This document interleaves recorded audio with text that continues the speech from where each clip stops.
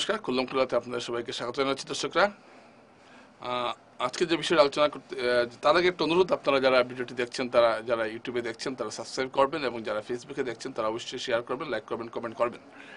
তো আজকে যে বিষয়টা আমি সামনে আনছি সেটা হলো যে শৃঙ্খল চালিয়া বলেছে, শৃঙ্খল চালিয়া ইদানিং মানে সব কিছুতেই আছে, এবং আমি লক্ষ্য করছি শৃঙ্খল চলিয়াকে প্রচণ্ড গুরুত্ব দিচ্ছে গুয়াহাটির প্রচার মাধ্যম। আগে কিন্তু দিত না, এখন দিচ্ছে। এই লোকটি বলছে যে বরাকবাসীরা নিজেদেরকে অসমিয়ার অঙ্গ হিসেবে ভাবে না, অসমিয়াদেরও তাদের অঙ্গ হিসেবে ভাবে না, তাহলে বরাক ভ্যালি বেরিয়ে যায়। আচ্ছা, এই কথাটা শৃঙ্খল চলিয়া বলার পর আমি কমেন্টগুলো দেখলাম বিভিন্ন সোশ্যাল মিডিয়ায়। সবাই বলছে না বেরিয়ে যায়, বেশিরভাগই বলছে বেরিয়ে যাক। যদিও আশু এই ধরনের বেরিয়ে যাওয়ার বিরুদ্ধে। আসলে আমি যেটা ধারণা করছি, এই যে শৃঙ্খল চালিয়া কথাটা বলেছে শৃঙ্খল চলিয়া, সেটা কিন্তু সে হঠাৎ করে কিছু বলে দিয়েছে এরকম কিন্তু নয়। তার এই বলার পিছনে অনেক যুক্তি আছে, যেটা আমার মনে হচ্ছে। যুক্তি আছে মানে সে কোনো একটা বিশেষ কারো কণ্ঠস্বরে এই কথাটা বলছে, একা এই কথা বলার তার কোনো কথা নয়। তো অসমিয়া বরাক আসাম থেকে ভাগ হয়ে যাক, এই কথাটা কিন্তু নতুন নয়।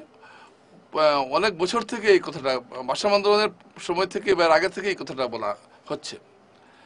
এবং আজকে বলবো না, নিরুপমা বড়গুহাইয়ের মতো ব্যক্তিত্ব, হিরান বড়গুহাইয়ের মতো ব্যক্তিত্ব একটা সময় এই কথা বলেছিলেন যে বরাক উপত্যকাকে আসাম থেকে বের করে দেওয়া উচিত। এবং অনেকে বরাককে তখন কাছাড় বলা হতো, Cachar is cancer of Barak valley, এর কথা বলা হতো। সম্প্রতি 1-2 বছর আগে বিখ্যাত অসমিয়া সাহিত্যিক নগেন শইকীয়া বলেছেন যে বরাককে আসাম থেকে বাদ দেওয়া হোক। এবং তার উপরে প্রাগ নিউজের মুখ্য সম্পাদক প্রশান্ত রাজগুরু, তার একটি টিভি শোতে, তার সরাংশ একটা তার টিভি শো আছে, সেখানে তিনি বরাক ভাগের যৌক্তিকতাটা বিশ্লেষণ করে দিয়েছিলেন। এবং তিনি বলেছিলেন যে বরাক যদি আসাম থেকে বেরিয়ে যায়, তাহলে তিনি বলছেন যে বরাকবাসী এবং অসমিয়াবাসীর মধ্যে এখন যে একটা দূরত্ব আছে সেটা আর কি থাকবে না। তিনি যুক্তি দেখিয়েছেন যে তিনি তাদের বাড়ি তেজপুর ছিল, বাবা কাকা সব একসঙ্গে থাকতেন, তারপর তিনি গুয়াহাটিতে এসেছেন, সব জায়গায় গেছেন, কিন্তু তাদের যে ফ্যামিলির যে একটা বন্ডিং বা বন্ধন সেটা খুব সুন্দর রয়েছে। এক জায়গায় থেকে ঝগড়া করার চাইতে বরং আলাদা হয়ে যাওয়াটা ভালো, এই কথা তিনি বলেছেন। এবং এবং এবং কেন নগর শিক্ষা থেকে শুরু করে সবাই বলছেন কেন বরাক আসাম থেকে বেরিয়ে গেলে আসামের লাভ হয়, সেটা ব্যাখ্যা তিনি দিয়েছেন।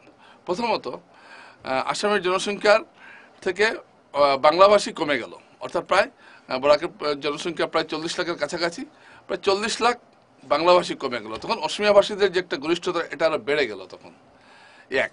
2 নম্বর, এই 40 লাখের মধ্যে 20 লক্ষ মুসলমান আছেন, তো 20 লক্ষ মুসলমানও কমলো, অর্থাৎ মুসলমানের পার্সেন্টেজ যেটা আছে এখন 36%, সেটা তখন কমে যাবে, কমে হয়তো 25% হতে পারে বা আর একটু বেশি হতে পারে। সুতরাং দুই দিকে লাভ, একদিকে একটা হিন্দু গরিষ্ঠতা বাড়লো, অন্যদিকে অসমিয়া ভাষিক সংখ্যাগরিষ্ঠতাও বাড়লো। এই যুক্তি তিনি দেখিয়েছেন এবং তিনি ব্যক্তিগতভাবে আমাকে বলেছেন। তার সঙ্গে একটা প্রাগের একটা অনুষ্ঠান ছিল শিলচরে, তখন তার সঙ্গে কথা হয়েছে এবং তিনি সেই কথা বলেছিলেন। এখন শৃঙ্খল চালিয়ার মুখে সেই একই কথার প্রতিধ্বনি আমি দেখতে পাচ্ছি। আপনাদের মনে আছে হয়তো, ঠিক আমার সময়টা তারিখটা মনে পড়ছে না, 4-5 মাস আগে মুখ্যমন্ত্রী হিমন্ত বিশ্ব শর্মা বলেছেন যে বরাকবাসী চাইলে বরাক আলাদা হতে পারে। তো বরাক আলাদা হোক, এটা এখনো তেমন জনমতটা উঠেনি, এটা বলার অপেক্ষা রাখে না। কারণ এই বিষয়ে বরাকের মানুষ মানসিকভাবে চান আসাম থেকে বেরিয়ে যেতে, এটা সত্য কথা, কিন্তু বেরোতে চাইছেন না, নানা কারণ আছে। বরাকের হিন্দুরা ভাবছেন যদি ভাগ হয়ে যায় তাহলে মুসলমান এখানে রাজত্ব করবে, আমরা মুশকিলে পড়ে যাবো, আর একটা বাংলাদেশ হবে।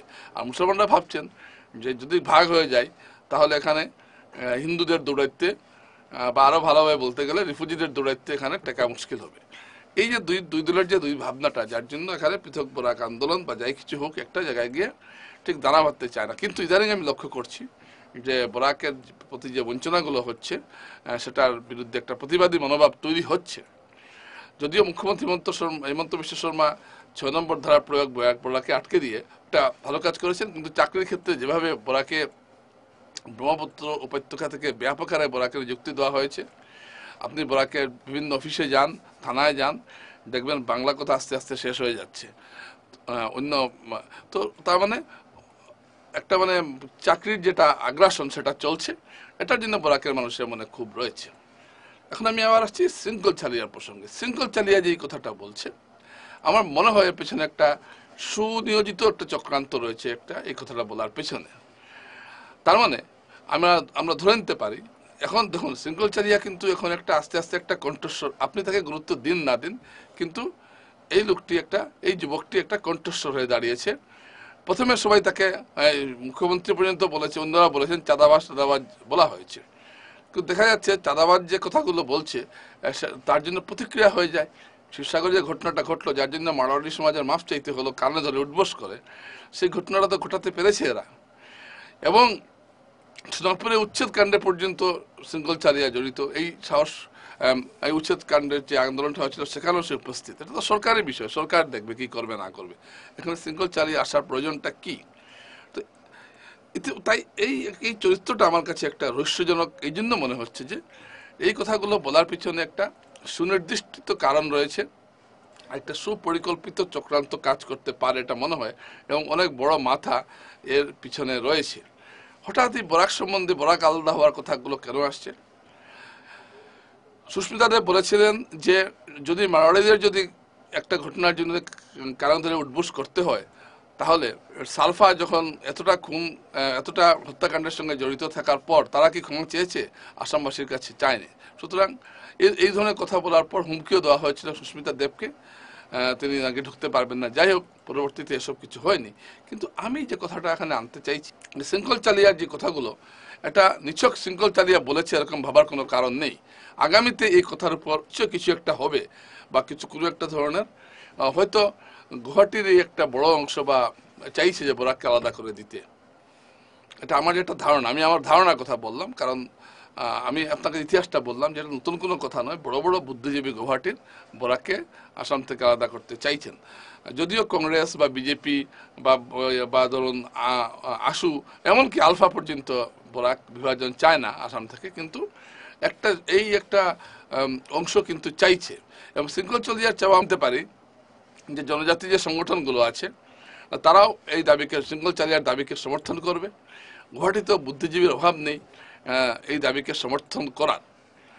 তো এই বিষয়টা একটা চমৎকার একটা কারণ। এটাও হতে পারে হয়তো যে নির্বাচনের আগে হয়তো বরাকের হিন্দুদের বোঝানো হবে যে দেখো বরাক ভাগ হয়ে যাচ্ছে, আমাদেরকে সাহায্য করো, না হলে তোমরা মুসলমানদের হাতে গিয়ে পড়বে।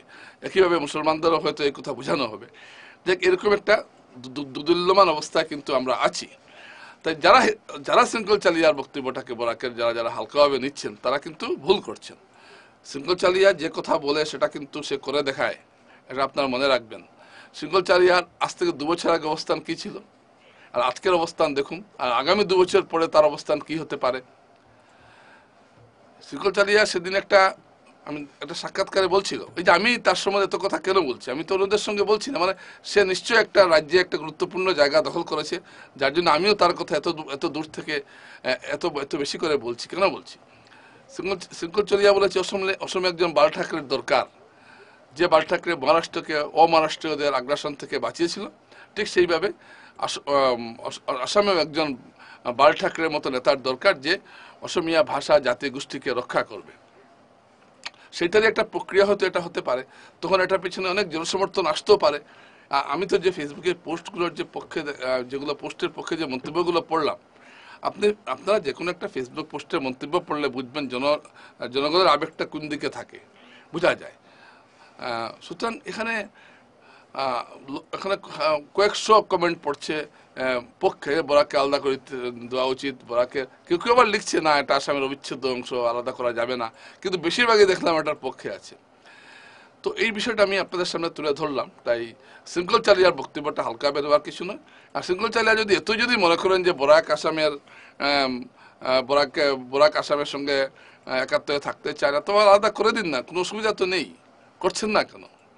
আমি তো বলছি করে দিন। এতই যদি অসুবিধা বরাককে নিয়ে, তাহলে করে দিন। কেউ তো আর না করছে না, এখানে করলে করে দেবেন। তো সুতরাং এই প্রশ্নগুলো কিন্তু সামনে আসছে। এবং আপনি দেখবেন, আপনারা সবাই দেখবেন আগামীতে কিন্তু এই বিষয়টা নিয়ে আন্দোলন বা কিছু একটা হবে, এটা আমি নিশ্চিতভাবে বলছি। কারণ যেগুলো কথা বলা হয় এগুলো কিন্তু করা হয়। তো আজকে এই পর্যন্তই। বিষয়টা গুরুত্ব অবশ্যই আপনারা অনুধাবন করবেন, এই আশাটুকু রাখছি। নমস্কার।